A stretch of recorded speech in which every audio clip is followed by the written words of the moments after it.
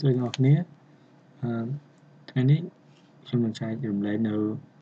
វីដេអូមួយទៀតដែលតាក់ទងទៅនឹងការរៀនគណិតវិទ្យាវិញម្ដងជាទូទៅគណិតវិទ្យាជាមុខវិជ្ជាមួយដែលសិស្សជាច្រើនគាត់គិតថាពិបាកឬក៏មនុស្សភាគច្រើននិយាយតាមត្រង់ទៅគឺមនុស្សភាគច្រើនក៏អត់ចូលចិត្តគណិតវិទ្យាប៉ុន្តែបើយើងសង្កេតមើលទៅគ្រប់ផ្នែកទាំងអស់គ្រប់មុខវិជ្ជាទាំងអស់វាតែងតែផ្សារភ្ជាប់ទៅនឹងគោលការណ៍របស់គណិតវិទ្យាទាំងអស់អញ្ចឹងដើម្បីចូលរួមចំណែកក្នុងការដោះស្រាយបញ្ហាថាតើធ្វើម៉េចដើម្បីជួយឲ្យគាត់រៀនគណិតវិទ្យាកាន់តែមានប្រសិទ្ធភាពជាងមុនទៀតនោះខាងក្រោមនេះខ្ញុំនឹងចែករំលែកនៅបទពិសោធន៍ផ្ទាល់ខ្លួនមួយចំនួនហើយខ្ញុំលើកយកនៅ5ចំណុចសំខាន់ហើយប៉ុន្តែមុននឹងចាប់ផ្ដើមនេះក៏ចង់បញ្ជាក់ឡើងវិញថាគោលគំនិតសំខាន់ថាការរៀនគណិតវិទ្យាវាទាមទារពេលវេលាវាទាមទារនៅការតាំងចិត្តបញ្ញាចិត្តក្នុងការយកចិត្តទុកដាក់រៀនវាសន្សំវាតាំងពីតូចតាចទៅរហូតទៅដល់ថ្នាក់លើណាអញ្ចឹងវាទាមទារឲ្យមានការនៅជាមួយវាទាមទារឲ្យប្រើពេលវេលាចំណុចទី1គឺត្រូវអនុវត្តជាប្រចាំគណិតវិទ្យាទាមទារឲ្យយើងអនុវត្តដោះស្រាយលំហាត់វាឲ្យបានច្រើនទោះបីជាអ្នកនោះគាត់ខួរក្បាលល្អប៉ុណ្ណាក៏ដោយក្នុងការរៀនគណិតវិទ្យាបើសិនបើគ្មានការអនុវត្តដោះស្រាយលំហាត់ទេប្រកាសជាមិនមានការរីកចម្រើនទេ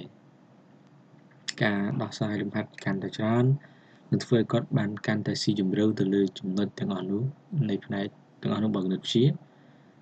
ហើយនឹងគាត់មើលឃើញថាគណិតវិទ្យាវាកាន់តែមានភាពងាយស្រួលជាងមុនចំណុចទី2នោះគឺថាក្រោយពេលដែលអនុវត្តបានកាន់តែច្រើនហើយជាទូទៅវាតែងតែមានកំហុសកើតឡើងប៉ុន្តែរឿងសំខាន់នោះថាយើងចេះពិនិត្យមើលកំហុសនឹងអត់តែយើងចេះប្រើប្រាស់កំហុសនឹងឲ្យទៅជាប្រយោជន៍ដែរអត់អញ្ចឹងត្រូវចាំថានៅពេលដែលអនុវត្តលំហាត់គណិតវិទ្យាឬក៏លំហាត់អីក៏ដោយវាជារឿងសំខាន់បំផុតដែលត្រូវតែពិនិត្យទៅលើចម្លើយរបស់យើងឡើងវិញបើមិនបើយើងដឹងថាចម្លើយយើងខុសហើយក្រោយយើងធ្វើចប់ហើយយើងផ្ទៀងផ្ទាត់ទៅនឹងចម្លើយចុងក្រោយរបស់លំហាត់ឃើញថាខុសគ្នា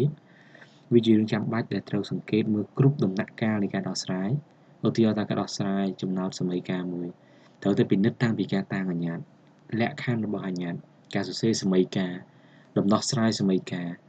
តើយើងមានកំហុសនៅកន្លែងណាការយល់ដឹងការស្វែងយល់អំពីដំណាក់កាលនីមួយៗរបស់លំហាត់កាន់តែច្បាស់ការពិនិត្យឡើងវិញតាមដំណាក់កាលមួយៗរបស់ដំណោះស្រាយនៃលំហាត់នឹងធ្វើឲ្យយើងកាន់តែយល់ស៊ីជម្រៅទៅលើលំហាត់កាន់តែយល់ស៊ីជម្រៅទៅលើមេរៀនហើយនឹងជៀសវាងនៅកំហុសទាំងអស់នោះម្ដងទៀតនៅពេលអនាគតចំណុចទី3គឺការចាប់យកចំណុចគន្លឹះខ្ញុំចង់មានន័យថាការរៀនគណិតវិទ្យាមិនទាមទារឲ្យអ្នកនរទន្ទិញចាំមាត់ទាំងស្រុងទេការរៀនគណិតវិទ្យាទាមទារឲ្យយល់ពីគ្រឹះរបស់វាយល់ពីចំណុចសំខាន់របស់វាជិះជាងការសូត្ររត់ចាំមាត់ត្រង់ចំណុចណាមួយឧទាហរណ៍ការដោះស្រាយលំហាត់មិនមែនទាមទារថាត្រូវតែធ្វើអញ្ចេះឲ្យដូចគ្នាបែបបាត់ទេសំខាន់យល់ថាតើឧទាហរណ៍ថាលំហាត់មួយគេចង់សួរគេសួររកអីចំណុចសំខាន់របស់វានៅតាណាឧទាហរណ៍ថា differential អញ្ចឹងតើស្អីទៅជា differential ចំណុចសំខាន់របស់ differential ជាស្អីទៅវាកើតចេញពីអីវាជាដំណាក់ដំណងរបស់ derivative ឲ្យយល់ចំណុចសំខាន់របស់វាជាជាងការទន្ទិញណាចំណុចមួយទៀតគឺការស្វែងយល់ពីចម្ងល់ហើយត្រូវចាំថារាល់រូបមន្តរាល់ទិសដៅក្នុងវិទ្យាទាំងអស់ទ្វីបតែយើងដឹងថាវាពិតហើយប៉ុន្តែត្រូវចេះឆ្ងល់ថាតើវាបានមកពីណាហេតុអីវាបានមកអញ្ចឹងកាលណាការយើងកើតមានចម្ងល់ទៅលើចំណុចទាំងអស់ហ្នឹងវាធ្វើឲ្យយើងស្វែងយល់និងមានគំនិតចង់ស្វែងយល់វាកាន់តែខ្លាំងហើយធ្វើឲ្យនេះចាំវាបានយល់មេរៀននឹងកាន់តែច្បាស់ឧទាហរណ៍ថាតកតងទៅនឹងចម្លាស់នឹងមិនសមហើយនេះយល់ថាចម្លាស់នឹងមិនសមជាស្អីនៅត្រឡប់ទៅមើលថាតើទិសដៅវាមិនបានកើតមានទិសដៅនឹងឡើង តាក់ទងទៅនឹង limit ក៏ដូចគ្នាស្អីទៅជា limit គ្រឹះនៃ limit កើតមកពីណាតែគេបកស្រាយ limit យ៉ាងដូចម្ដេចទៅចេះឆ្ងល់អញ្ចឹងឬប្រមុនអឺ a បូក b បូក c លើជាគៀបស្មើអញ្ចឹងចេះហេតុអីបានគ្រឹះប្រមុននឹងគ្រូឲ្យយើងសូត្រចាំហេតុអីទៅចេះឆ្ងល់ថាហេតុអីហើយទៅវាកើតចេញពីណាមានន័យថាការពិនិត្យលើដំណោះស្រាយការស្រាយបញ្ជាក់រូបមន្តទាំងអស់ហ្នឹង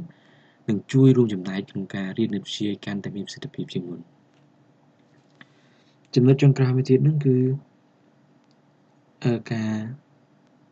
ប្រៀបធៀបទៅនឹងជីវិតរស់នៅប្រចាំថ្ងៃអាចនឹងមានប្រយោជន៍ត្រង់ចំណុចមួយចំនួននៃផ្នែកមួយចំនួនរបស់គណិតវិទ្យាឧទាហរណ៍តាក់ទងទៅនឹងបើយើងចូលទី7ភ្លាមតាក់ទងនឹងចំនួនផ្នែកខាងអវិជ្ជមានចំនួន correlative ការប្រៀបធៀប